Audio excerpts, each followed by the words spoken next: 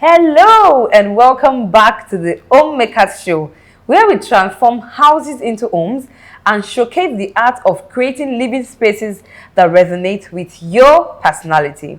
You all know that on the Homemakers Show, we show you the importance of how a good interior setup affects your lifestyle generally.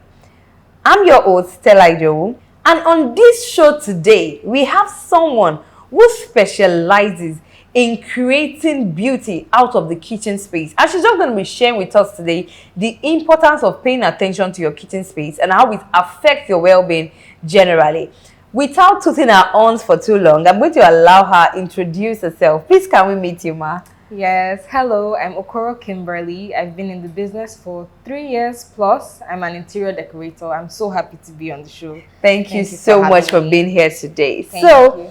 We're just going to be having a conversation and just have a nice time generally. So the first thing I'm going to ask you, this is something that we were discussing off camera, and you were talking about how you have renovated and built different kitchen spaces, and I will just start from that angle. So in all of the kitchen spaces that you have made, you have beautified, which of it is your favorite, or which of it has stood out for you over the years?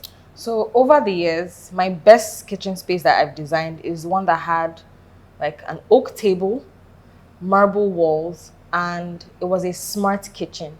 Okay. So it was a really beautiful kitchen that gave everybody that stepped into it a wow effect. And that's something I always look out for when I'm designing my kitchens. So the clients that wanted me to do that kitchen specifically told me that she wanted it to be somewhere she'll be comfortable sitting in, gisting with her family in, and I just made it the way she wanted it. And she was really happy to see such a kitchen space like that. Okay, so you're talking about a smart kitchen. So what are the things that make up a smart kitchen? So nowadays, in this new generation, people are investing their money into buying appliances in the kitchen that really don't need you to touch them. Oh. So, you know Alexa as an AI, you can just speak to her, oh, Alexa, put on the refrigerator. And Alexa does that. And Alexa does that. Interesting. And you can also have inbuilt speakers in the walls. You can speak to, oh, Alexa, play me maybe Simple and Sweet by John Bellion. She plays that, you're cooking in the kitchen, you're enjoying yourself, having fun with your family. I mean, that's a wonderful experience. You have the stove too. You can just do this, like it's a sensor. And it comes on. It comes on. You don't have to press, and you know the way we do, yeah. Turn on the regulator. So you don't really have to touch it, or, you know, just speak to it or put your sensors, and it works perfectly fine. Wow, that's really beautiful. So someone might be watching this show today and say, this Homemakers Show, this for today, why do we need to pay attention to our kitchen space? So in the last episode, we're talking about a business environment, the interior, the effects of the interior of a business environment. So now we are coming from the angle of someone who specializes in the kitchen space. So as an individual, you go to work, you come back home. Why do I need to pay attention to my kitchen space, to my interior? Why do I need to do that? So when it comes to the kitchen is the heart of the home. It's not just where you just cook food, come out, serve everybody, no. So a kitchen space is where families can come together, you know, gist, eat, talk about whatever I need to do, make memories, make new dishes. A kitchen shouldn't be a boring place to be. Okay. You have to pay attention to the details, aesthetics, and the functionality of that kitchen. I like it when clients walk into their kitchen space and they feel calm and cool. You know, there are some places you step into and the environment or the aesthetic of the place will just change your mood. You can be angry. So I want clients or people around the world to enter their kitchen and feel like, oh yes, this is home. This is home. Okay, so you're trying to relate a kitchen space now to calmness. Yes. You're trying to say that there's a way that your kitchen would be set up and it will affect your countenance. Your countenance. Yes. Now that's beautiful. I want us to dwell a little bit on that. I want us to dwell on that. So, for example, I had probably a not so good day at work, and then I'm hungry, and then the first place I step into is my kitchen. So what do you think would happen to me in that kitchen, or what are the things you think I would see in that kitchen that would help me have a better day? Okay, very simple. Imagine walking into your kitchen and then the lights come on its own. You don't have to touch it. So there's something really beautiful about having sensor lighting. When you just walk in, everything comes on its own. You don't have to touch it. Seeing that alone without having to stress yourself of, oh, where's the switch? And slapping the switch on the wall or whatever, and you see everything just comes on. You just be like, okay, that's cool. You get into your fridge. Smart fridge, for example, fridges that have screens on it where you can even watch YouTube or Netflix. Watching Netflix and cooking or eating in the kitchen, that's amazing now. Yes. Don't you agree? Definitely. Definitely. Wow. This is really interesting. So Yes. we are still going to dwell a little now. I want us to, because I know that you specialize in renovating, revamping kitchen spaces and the importance of that. But I want to dwell a little because I know that you also have a background in living spaces, meaning the parlor area and all of that. So we're just going to dwell a little bit on that. I'm going to talk about what kind of parlor setting now, what kind of living space setting, what are different kind of living space setting there is, and those living space setting, how do they affect an individual? So now we are coming out of the kitchen, we're coming to living space. Yeah. So different living space setting that you have worked with over the years, how do they affect the individual? So you have different living spaces and different individuals. People like to pour in their personality into whatever they are doing. So for example, the living space now, like my living space where I live, we have gray walls. Okay. The TV stand has marble, white and black walls. Okay. So you see, when I walk into my living space, Okay. I'm always like, okay, this is really beautiful. I would love to have visitors here. I would love to Okay. have anybody come into this place and they're like, wow, you did this. I like to give that to other people.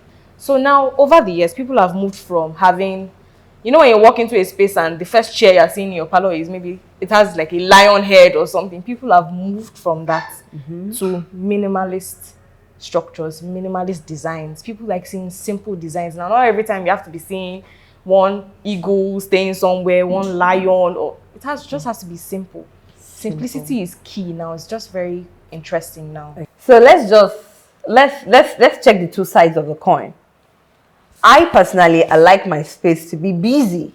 I like different, if there's a chandelier here, another light can come here, another statue can stand somewhere in the corner, another flowers can be here, and then I put all of that together and I can still make beauty out of it. But I understand that there are also people like me, like you, that you've said you like a minimalist design. So we're going to talk about, briefly, just talk about how does a minimalist design for your interior space now, how does it affect you as an individual? And how does a busy space, I have everything, some people like a lot of things put together. For example, an artisan, someone who does art and craft, so there's one statue somewhere, there's one carving somewhere, there's a flower somewhere. So looking at those two angles now, how can we say that those two things affect you as an individual personally? And if you've had a long day at work, what does those things, what do they mean at the end of the day? That's a very interesting question. Okay. So, for a minimalist like me, I love simplicity. I Okay. love things looking simple. I don't like cluttered designs. It's like, it takes me out of where I'm supposed to be and just distracts me. I don't like seeing, maybe you have a vase here, you have the globe here, you have, people like that. Yeah.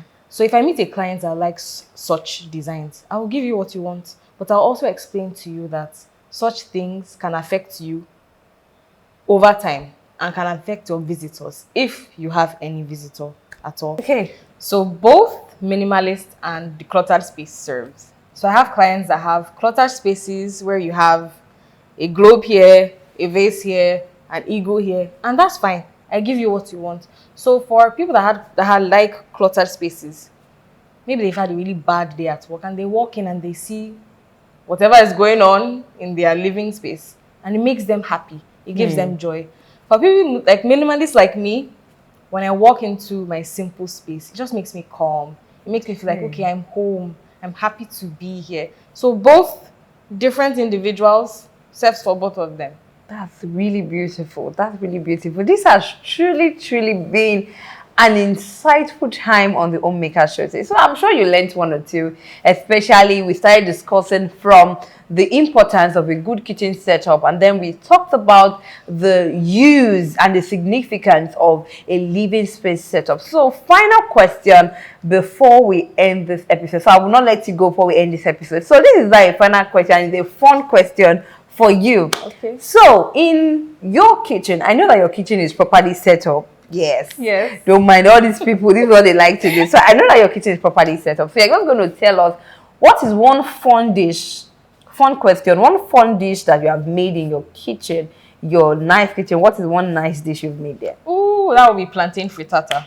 Plantain fish. Can you give us an insight as to how that is made? Okay, so you fry your plantains. Okay. Like in circle, like cut it in circles, keep it aside. And then you crack your eggs, mix it with maybe green peppers, red peppers, yellow peppers. Okay. Put that aside. So you get your frying pan, put it on low heat. Very important. Very low. Low heat. Okay. You pour your egg mixture on the inside the frying pan. Then you place your plantains on top of it. Then cover it.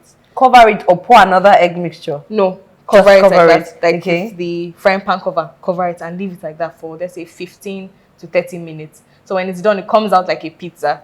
Wow. Flip it again. I should cut visit you sometime. You should. You can come over. Wow, this has really been a great time today on the Homemaker Show. Remember, this is a show where we transform houses into homes and showcase the art of creating living spaces that resonate with your personality. It has been a fun ride today, and I remain your host, Stella Idowu. See you same time next week on Adron TV. Thank you so much for joining us today. Thank you.